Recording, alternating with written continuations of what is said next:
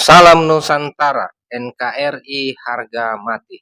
Heboh, kita dikejutkan tragedi kemanusiaan di Timur Tengah, di mana Hamas secara mengejutkan menyerang Israel dengan ribuan roket. Tidak tinggal diam, Israel membalasnya secara membabi buta. Sebenarnya masalah ini di Timur Tengah ini sudah cukup lama dan sampai saat ini belum ditemukan cara bagaimana kedua belah pihak Israel dan Palestina bisa damai lalu hidup berdampingan sebagai negara bertetangga. Kita hanya bisa berharap dan berdoa Tuhan memberikan solusi terbaik bagi mereka. Itu masalah di Timur Tengah yang dimana kita semua berharap ada jalan terbaik menyelesaikan masalah yang begitu rumit dan berkepanjangan. Masalah berkepanjangan juga ada di negeri kita, di mana orang-orang yang kita percaya sebagai perwakilan kita di DPR malah berkhianat dan mencuri uang negara yang sering disebut sebagai korupsi. Sejak Orde Baru sampai sekarang bisa kita katakan hampir semua partai politik ada saja kadernya yang korupsi, mencuri uang negara. Ada yang korupsi IKTP, daging sapi, dana haji, dana sosial, dan banyak lagi bisa dibilang di semua sektor pengeluaran uang negara pernah dikorupsi. Yang heboh saat ini korupsi BTS yang menjerat Menkominfo Joni Plate, di mana 8 triliun lebih dana BTS dikorupsi. Dan yang paling mengejutkan, menguat di persidangan, ada ratusan miliar mengalir ke Komisi 1 DPR RI dan juga menyeret nama Menpora. Uang 8 triliun ini ternyata tidak membuat DPR RI tertarik membentuk pansus untuk menyelidiki kemana saja uang ini mengalir, atau takut malah mereka semua atau partainya mereka ikut terseret di dalamnya. Di sini saya hanya bisa menghimbau kepada orang-orang yang bukan penikmat atau pendukung para koruptor, supaya kiranya di Pileg 2024 yang akan datang, kita semua jeli memilih partai dan calegnya yang punya komitmen dalam memberantas korupsi. Partai PSI yang dipimpin oleh Ketua Umum Kaisang Pangarep berkomitmen untuk memberantas korupsi dan akan memperjuangkan undang-undang perampasan harta serip aset para koruptor sebagai efek jerat. Nah, perjuangan PSI ini takkan bisa terwujud jika kita tidak ambil bagian mendukung mereka masuk Senayan 2024.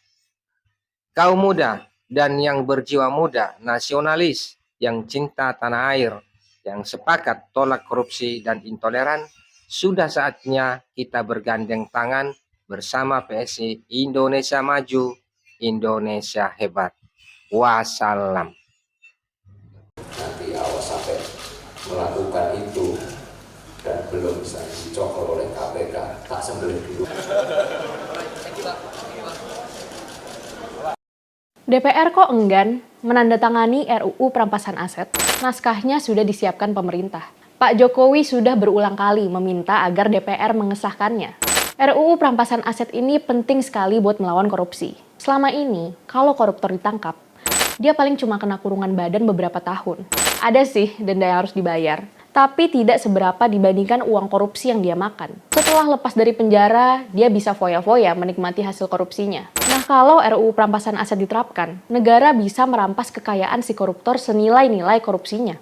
Bukan cuma uang yang dirampas, tapi juga bisa kendaraan, perhiasan, bangunan, pabrik, kantor, dan sebagainya. Intinya, si koruptor itu akan dimiskinkan. Diharapkan kalau itu dilakukan, koruptor akan berpikir ribuan kali sebelum berani makan uang rakyat. Pertanyaannya, kok para anggota DPR kelihatan enggan sekali ya menyetujui RUU perampasan aset ini? Kita misalnya melihat anggota DPR yang bilang ke pemerintah, kalau berharap RUU ini disahkan, lobby dulu ke ketua-ketua partai. Lah, kan mereka yang duduk di parlemen itu wakil rakyat. Kok nggak bisa menentukan sikap sendiri? Kita berharap aja pemerintah cukup sabar untuk terus mendesak DPR mengesahkan RUU perampasan aset, supaya uang rakyat kembali ke rakyat. Para politisi, seriuslah melawan korupsi.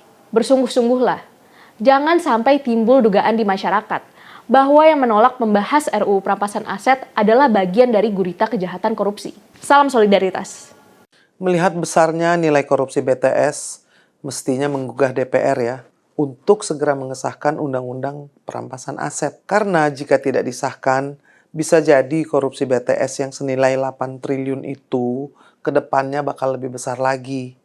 Bisa belasan triliun, bisa juga ratusan triliun. Jika disahkan, Undang-Undang Perampasan Aset setidaknya menjadi langkah preventif bagi pemerintah untuk mencegah dan memberantas korupsi di negeri ini yang tak kunjung usai. Perampasan aset ini kenapa penting? Koruptor itu takutnya apa sih? Pasti takut miskin lah. Pemiskinan koruptor ini penting sebagai efek jera agar tidak ada lagi yang berani melakukan korupsi. DPR sebagai legislatif semestinya memakai momentum ini untuk segera mengesahkan Undang-Undang Perampasan Aset. DPR juga jangan ragu seharusnya. Karena kalau bukan sekarang, apa mau nunggu ada korupsi yang gede-gedean lagi? Undang-undang ini penting loh, agar tidak ada lagi mega korupsi seperti Hambalang, dana haji, bansos, EKTP, hingga BTS ini. Dengan segera mengesahkan Undang-Undang Perampasan Aset, seharusnya bisa memperbaiki kepercayaan publik terhadap DPR. Apalagi kembali kepada Transparansi Internasional Indonesia yang sudah menobatkan DPR merupakan lembaga terkorup di negeri ini. PSI tegak lurus bersama generasi anti korupsi. Kalau bukan kita yang melawan korupsi, siapa lagi? Kalau bukan sekarang, kapan? Salam solidaritas.